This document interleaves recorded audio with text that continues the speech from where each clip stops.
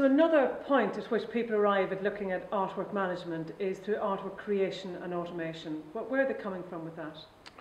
Well, if you take what they do now, or most businesses do now, they'll have an artwork team which is either internal to the business or external, or in fact they might have both. And they're being fed currently information to build an artwork. And we talk in one of the other videos about managing the documents and managing data rather than documents.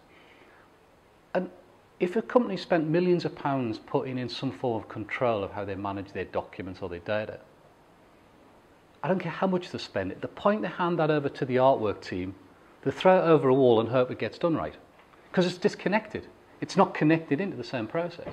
And by that I mean the artwork team would receive maybe documents or maybe emails or whatever, and they'll start cutting and pasting. And they'll start retyping. And they'll start taking a barcode number and creating a barcode. So all of that data, however much has been spent to control it, is now disconnected in the artwork process.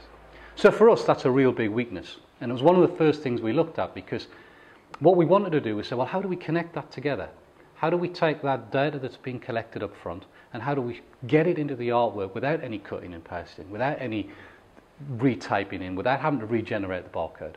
So in Kallik, what we have is we have basically two systems that connect the data. The first system we call semi-automated artwork. Some people call it dynamic artwork.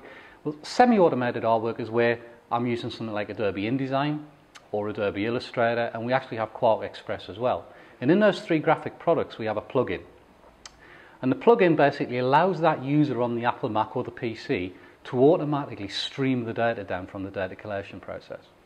He doesn't have to copy and paste anything. He doesn't have to retype anything in. And the system actually even generates the barcode from the data, so that can't be wrong. So, well, the first time they build an artwork, it's really, really fast. But it's not about speed, it's about accuracy. I've now connected it, so all that effort I've put into approving the data and signing it off is now a value downstream. So that was the first thing that we did, or one of the things that we did. The thing that Kallik's really famous for is the next step, which we call automated artwork. And that isn't a plug-in to an InDesign or an Illustrator or Kallik Express. It's actually an automated process which takes the data and draws the artwork automatically. So there is no Apple Mac person involved.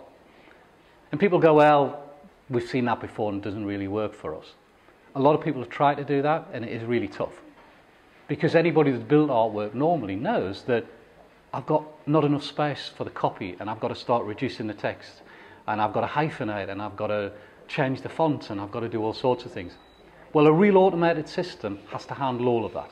So it has to go through the thought process that a person on an Apple Mac would do to build the artwork and make it fit in the real estate available. And that's what we do.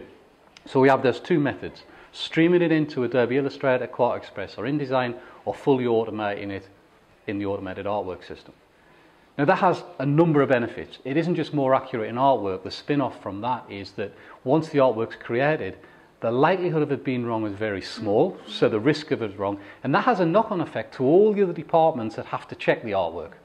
Because everybody gets fed up of checking the artwork 2 or 3 times. And going, I've told you what I need on it, why isn't it there?